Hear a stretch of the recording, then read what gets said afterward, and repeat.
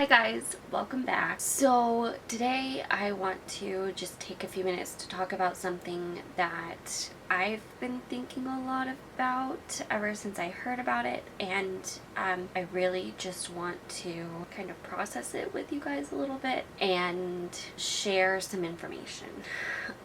So we recently in the Turner syndrome community have had quite a few losses. It's been so sad to see. It's just heartbreaking every time I see something pop up. Usually for me, I find out in the Turner syndrome Facebook group I'm in, and there's one particular case that I want to talk about because it's been getting a lot of attention for what had been involved in it. And so to give you a little bit of information, I don't want to use names or too many details just because it's not really my story to share. I just want to talk through the big point that's being talked about. There was a butterfly that had been fighting against dissection, which is where the aortic coarctation, it's dissection. It's the heart problem, basically. And she had been recovering from it, and she contracted COVID-19. And in people talking about her case, there was a lot of leaving out the other parts of what was going on and saying she died from COVID-19. Now, there's a whole lot of debate going on about what constitutes a COVID-19 death and what doesn't, and there's so much information out there that I don't really want to get into right now, but it's a complicated conversation that's going on in every medical community. There is a lot of debate on different aspects of that. But what I really wanted to point out, or what I really wanted to talk about, was the dynamics of Turner syndrome and COVID-19. I did a video months ago talking about COVID-19 and what the risks were for those with Turner syndrome, how I was approaching it, what I kind of was thinking about it as far as if we are at higher risk and things like that. You obviously need to do your own research, talk to your doctors. Like, I'm not a medical expert. This is not medical advice. I am in no way prescribing anything. I'm simply sharing my viewpoint on this. So to kind of use that idea of coexisting conditions, this is a perfect conversation to have as an example of how it could affect us, in that whether we are more susceptible or not, the health complications that come with Turner syndrome leave us in a position that it would not be fun for coexisting conditions like that to happen. So in this situation, there was a whole lot going on. There was not just one thing happening. There was a whole lot of things going on medically, and had been for a while before COVID-19 ever came into the situation. So I wanted to kind of a little bit reiterate, a little bit expand on what I was talking about in my first video with whether you could put us in the higher risk category or not. We have a lot of reasons to just even more be taking the best care of ourselves that we can. Staying up on any tests that we need to have as much as we can. Doing the things we know are good for us and take care of us to be in the best health we can be. It is something that we do have more likelihood to have a less than stellar immune system at times. I know, I certainly do.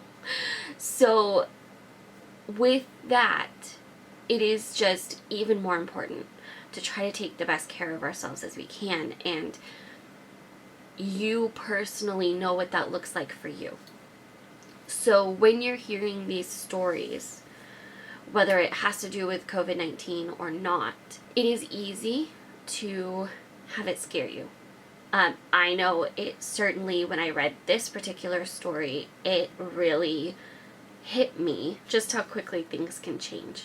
But I do my best when these stories come up to take what I can from them and learn from them and not let them make me fearful, and really just take whatever I can glean from it moving forward.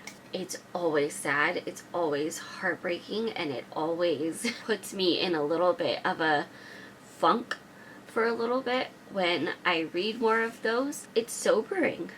It's really humbling to read it, and it can be daunting and overwhelming and really, really scare you if you let it. This is our version of getting that really bad diagnosis in our parents' story. For our parents, getting that diagnosis, getting the scary information, hearing the low level of survival, like all of that in that situation for our parents, this is ours in our situation. This is ours in our experience. We have to know how to navigate hearing these stories while living with the same condition and having a chance at those same health complications. We can't predict what's going to happen. No test is going to tell you something is going to change at this point. Everything's okay now, but it's going to change here. So be prepared. They're not going to tell you that. You have to be ready yourself. You have to just do what you can. And so not only taking care of yourself in the best way you can, but also being prepared for if something happens. Letting people know around you, not in a fearful way, but just to make sure that key people know these are the things I am at risk for, and so if this happens, do this. You can also put on your phone medical contact information. You can have alert bracelets made. There's a whole lot of different things you can do. You can get a medical card. You can have so many things on you to help in case something does happen. So they know who to contact. They know what they might be dealing with. It is going to just do what you can to make the situation as best as you can with what's in your control. Those are the things I try to find in these stories. You know, you take a moment and it's sobering and scary, and that's not something you want to deny or forget or push aside. It is scary. It is something that changes you, because you can't hear these stories without being affected. And I don't have any special words I can say to make that aspect of it go away. All I can say is, I understand. I am feeling the same things, and hopefully we can all just take this as a reminder to take the best care of ourselves we can and be as prepared as we can. And I hope that was helpful. I know these stories are really difficult, and at some point, I hope they are rare. I hope they stop being something we have to learn how to navigate. But until that point, I think we can all kind of come together to work through it and go through it together. So I'm praying for everybody. I'm praying for everybody involved in all of the stories that I read, and I hope that this helped. I will see you guys in the next video. Bye.